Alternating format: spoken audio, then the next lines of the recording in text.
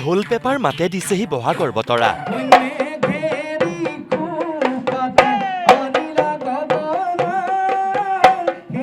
প্ৰতিজন অসমীয়াৰ দেহ মন সাতখন আঠখন।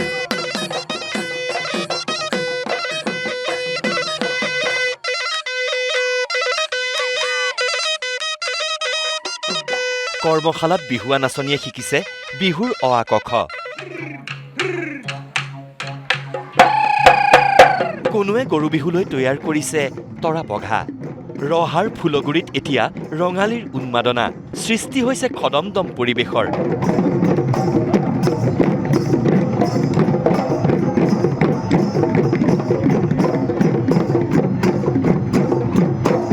ফুলগুৰিৰ বিহুতলীত 16 মাৰ্চৰ পৰা 15 দিনীয়াকৈ অনুষ্ঠিত হৈছে বিহু কৰ্মশালাৰ।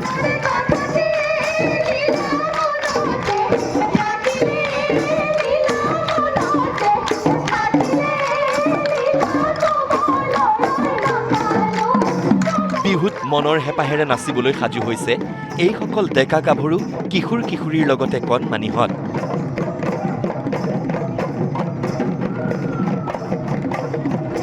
প্ৰখ্যাত বিহুৱা প্ৰসেনজিৎ কোঁৱৰৰ তত্বাৱধানত ফুলগুৰি অঞ্চলৰ শতাধিক ডেকা গাভৰু কিশোৰ কিশোৰীয়ে এনেদৰেই অন্তিম আখৰাত ব্যস্ত হৈছে।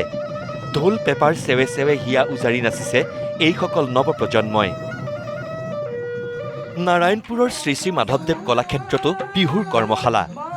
7 দিনীয়া বিহু কৰ্মশালাত বিশ্বনাথ, ধেমাজি, মাজুলী, লখিমপুৰৰ লগতে চুবুৰীয়া ৰাজ্য অৰুণাচল প্ৰদেশৰ সহস্ৰাধিক প্ৰশিক্ষাৰ্থীয়ে অংশগ্ৰহণ কৰিছে। এই বিহু কৰ্মশালাত প্ৰশিক্ষণ প্ৰদান কৰিছে ৰঞ্জিত গগৈ আৰু ডক্টৰ গায়ত্ৰী মহন্তই। প্ৰয়াস কৰিছে শুদ্ধ ৰূপত নৱপ্ৰজন্মক বিহু শিকোৱাৰ।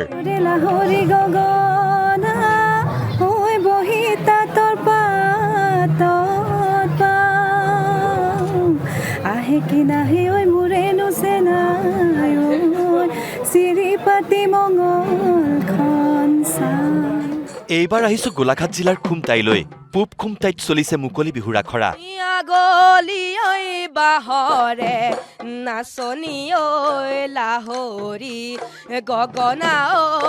ৰংমন সাংস্কৃতিক গোষ্ঠীৰ ছাত্ৰ ছাত্ৰীসকল ব্যস্ত হৈ পৰিছে মুকলি বিহুৰ আখৰাত। কাৰণ ৰঙালী বিহু পালেহিয়েই। ৰঙালীত মঞ্চ কপাবলৈ এইদৰেই সাজু হৈছে ডেকা গাভৰুহঁত।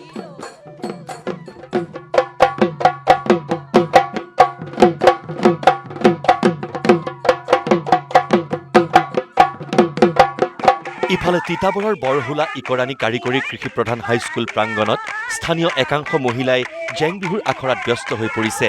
বিহু নাম বিহু নাচেৰে মুখৰিত হৈ পৰিছে বৰহোলাৰ ইকৰাণীৰ আকাশ বতাহ।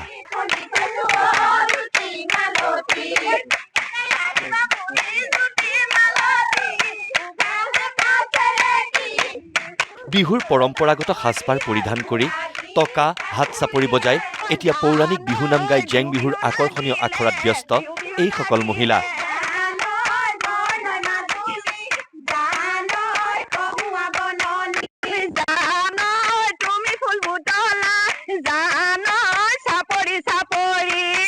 আনহাতে গৰু বিহুৰ অন্যতম আকৰ্ষণ তথা লোককৃষ্টি নতুন পঘা বতা।